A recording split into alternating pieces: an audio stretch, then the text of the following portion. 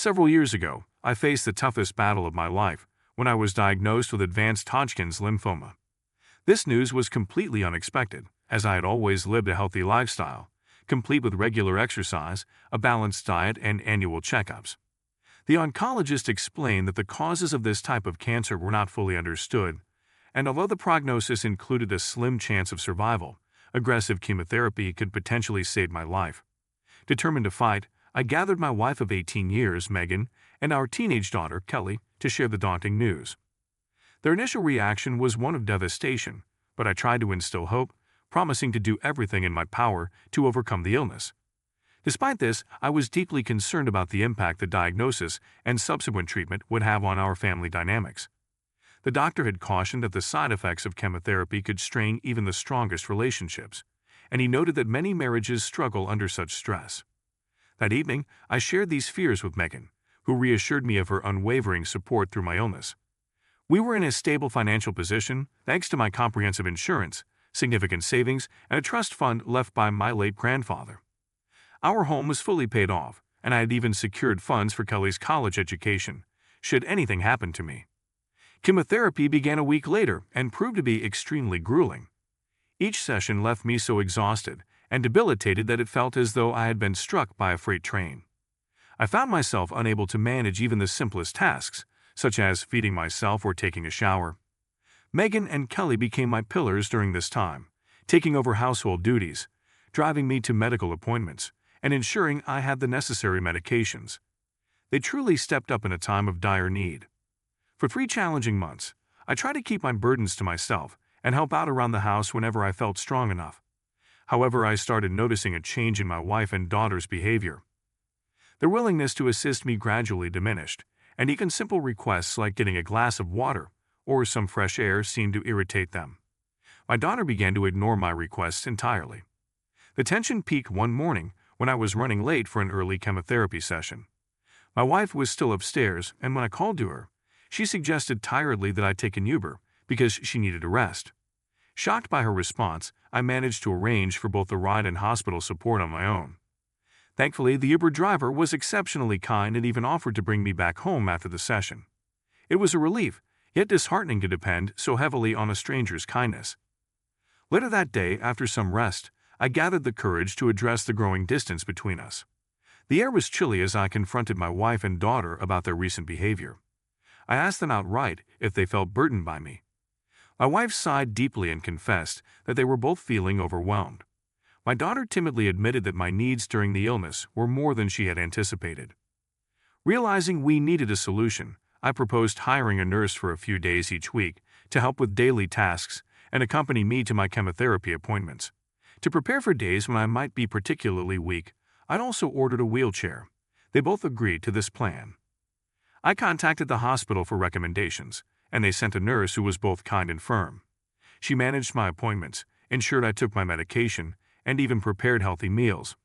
With her help, my condition improved, which pleased my doctors. Despite these adjustments aimed at reducing their load, my wife and daughter still seemed unhappy. My wife felt increasingly sidelined by the nurse's presence.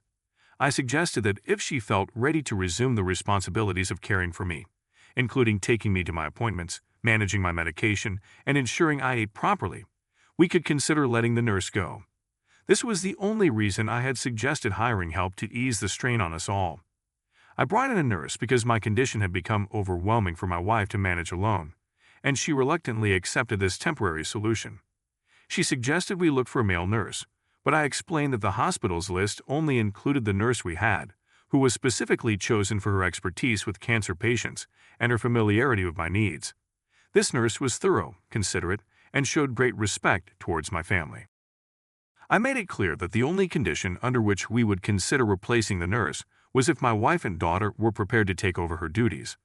My wife was unhappy with this idea and suggested that I should be more self-reliant instead of letting my illness impact everyone else. I tried to explain that there were days when my condition left me too weak to even get out of bed, let alone handle daily tasks on my own. The chemotherapy had severely weakened me. In frustration, my wife stormed off and shoved herself upstairs, slamming doors in her wake. I decided to ignore her outburst, knowing that any negativity could only set back my recovery. My primary focus had to stay on regaining my health. Later that evening, my mother-in-law, who lived 3 states away, called to express her concern about having another woman in her daughter's house, despite the fact that the house was legally mine since I had purchased it before our marriage. I took a diplomatic approach in explaining the situation. I told her that the level of care I needed was more than my wife could handle on her own, and the nurse was here to lessen the strain on everyone. I reassured her that the nurse's stay was only meant to last through the remaining month of my chemotherapy, assuming no complications arose. While she seemed skeptical, she eventually ended the call, which was a relief to me. For about a week after that conversation, life went on fairly normally. My treatment proceeded without incident, and it seemed like we might be able to maintain a semblance of normality until one eventful day after I returned from a chemotherapy session. When I returned from my latest chemotherapy session, a moving truck parked in front of my house was the first thing I saw. My wife and daughter had packed all their belongings and were preparing to move to my mother-in-law's house. I was deeply hurt and upset, but the sheer exhaustion from the treatment kept me from fully expressing my emotions. The timing of their departure, right after a chemo session when I was most vulnerable, seemed particularly harsh. Seeking some understanding, I turned to my daughter. I asked her if she really wanted to leave, considering she was old enough to decide for herself. Her response was heartbreaking. She told me that she found it too difficult to be around me during my illness and preferred to live with her mother. Watching them drive away, I felt a profound sense of abandonment, which was one of my biggest fears when I started chemotherapy. In the midst of this emotional upheaval, my brother offered his support.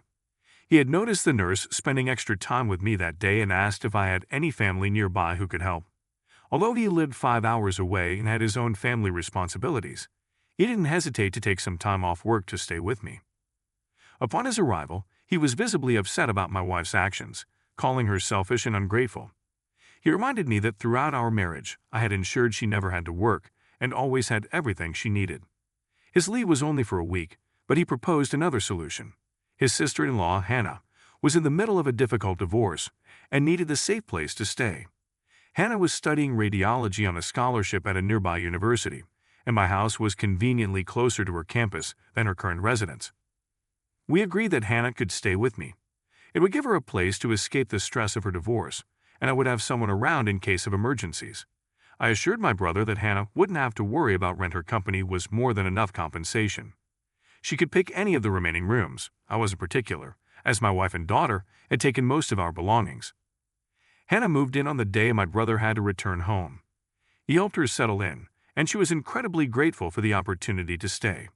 She promised to be considerate, keep the place tidy, and help out wherever needed. Hannah was genuinely kind-hearted, and having her around brought a new sense of calm and companionship to the house during a challenging time in my life. I reassured Hannah that she wouldn't need to take on too much responsibility, since I had arranged for my nurse to come in every day of the week, an increase from the previous schedule of 4 days. After my brother left, I did my best to help Hannah settle into her new surroundings. Over the next few weeks, life found a sort of equilibrium. I missed my wife and daughter deeply, but it seemed I was alone in that sentiment, as they hadn't reached out to me at all. Hannah was incredibly helpful during this period. She took on the grocery shopping, handled most of the cleaning, and even helped prepare meals. She never complained, and her presence was both a comfort and a support. About a month and a half after my family left, I received incredible news. I was cancer-free. I celebrated by ringing the bell at the hospital, a significant milestone.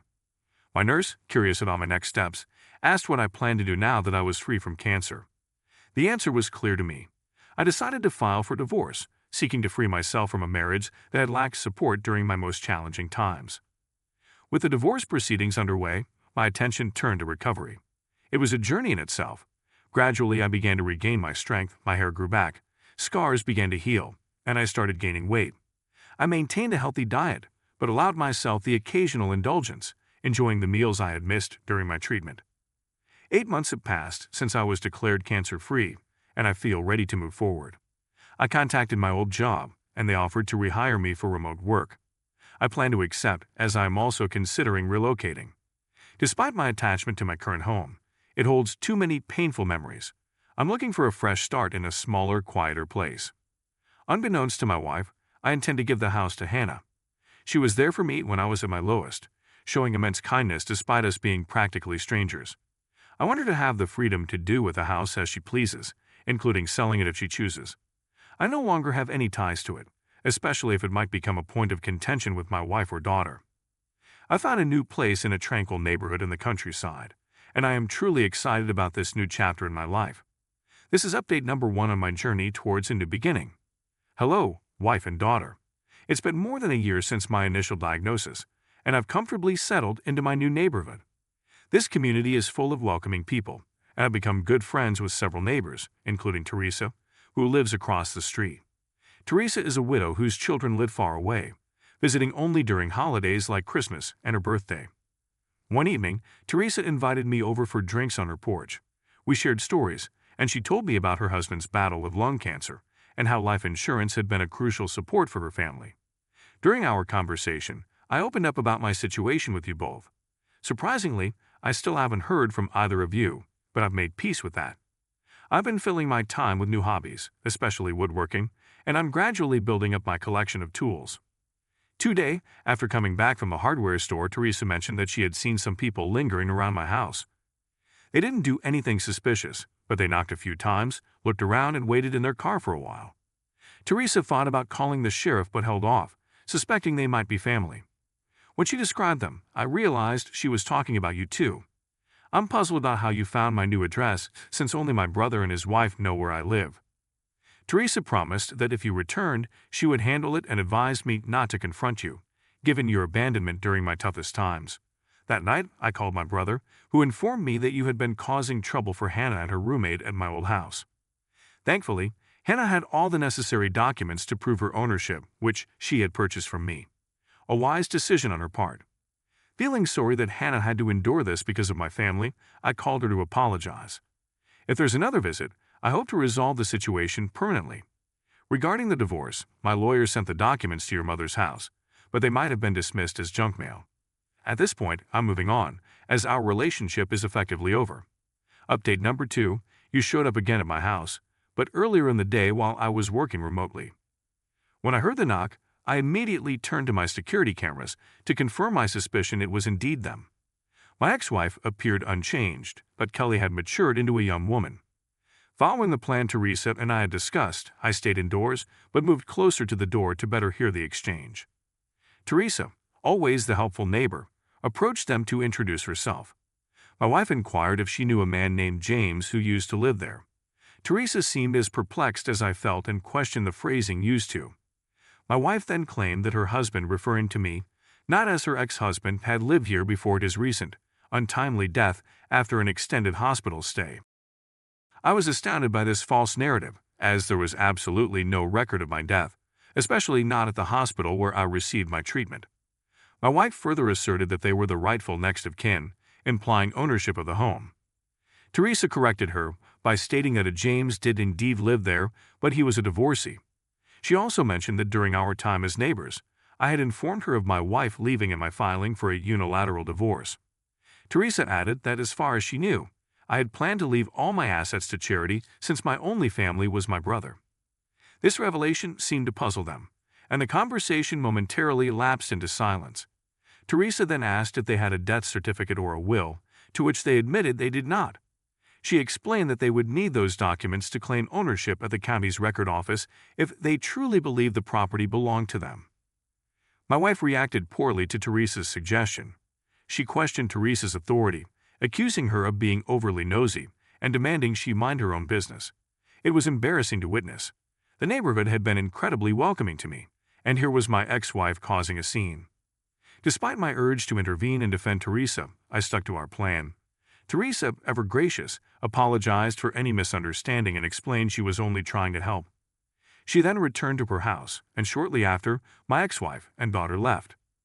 I was relieved they were gone but felt a strong sense of gratitude towards Teresa for handling the situation with such dignity, protecting both my privacy and peace. I made my way over to Teresa's house to apologize for the disturbance. She dismissed it with a wave of her hand, commenting that while she found my wife's behavior distasteful, the outburst was somewhat amusing to her. I wished I could see the humor in it too, but knowing my wife's temper, I was concerned about what could happen if she returned. And indeed, she did come back the very next day. I was in my home office, deeply focused with my noise-canceling headphones on, when a loud crash jolted me out of my concentration.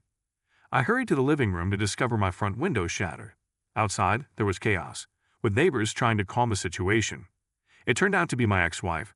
She was the source of the commotion, having smashed the window herself. By the time I stepped outside, two of my elderly neighbors were trying their best to prevent her from doing further damage. Both she and Kelly were wielding bats and had already destroyed some of my potted plants. I caught hold of her arm and bluntly asked if she had lost her mind. Clearly taken aback by my presence, likely shocked to see me alive, I firmly told them to leave my property immediately or I would call the police.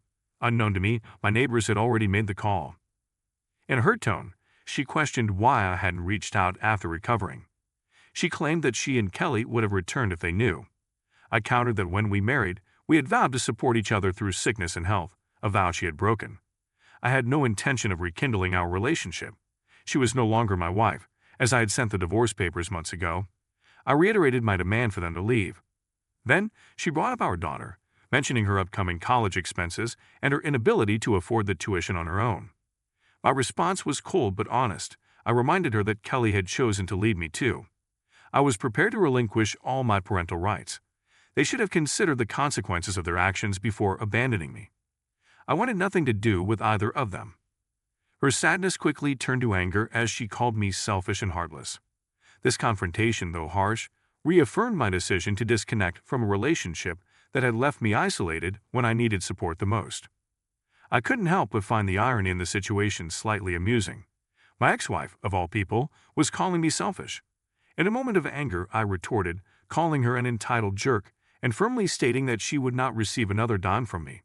Just as I said this, she swung a bat at me, but the timing couldn't have been worse for her, as the police arrived just in that moment. The officers immediately intervened, arresting both her and my daughter. They inquired if I wanted to press charges, and without hesitation I agreed. As my ex and daughter were being led to the police car, they began crying loudly, but their tears did not move me. I had recorded the entire incident, including my wife smashing the window, and had already handed the footage over to the police. After finishing up my work for the day, I ordered a replacement for the broken window and started cleaning up the shattered glass. For the time being, I secured the window with a tarp to keep the elements out. Teresa kindly lent me some buckets to house my plants until I could get into pots. Curious about what drove my ex-wife to such extremes, I did some investigating. It turned out that her mother had passed away 4 months earlier, and they discovered that the house they were staying in belonged to her husband's cousin, not to them. The cousin had decided to evict them because he planned to sell the property. With nowhere to go following the sale of most of their belongings, my ex-wife and daughter had been living in a motel. Their desperation led them back to our old house, where seeing Hannah led them to wrongly assume I had died. They began snooping around for any possible records of my assets or purchases, which eventually led them to me. Now they faced charges for vandalism, attempted break-in, and attempted assault. Since Kelly is a minor, she is sentenced to community service, but my ex-wife faces jail time for her premeditated actions. I am also considering obtaining a restraining order to ensure my safety and peace of mind. At least for now, I can rest easy knowing I won't have to deal with any further disruptions from her for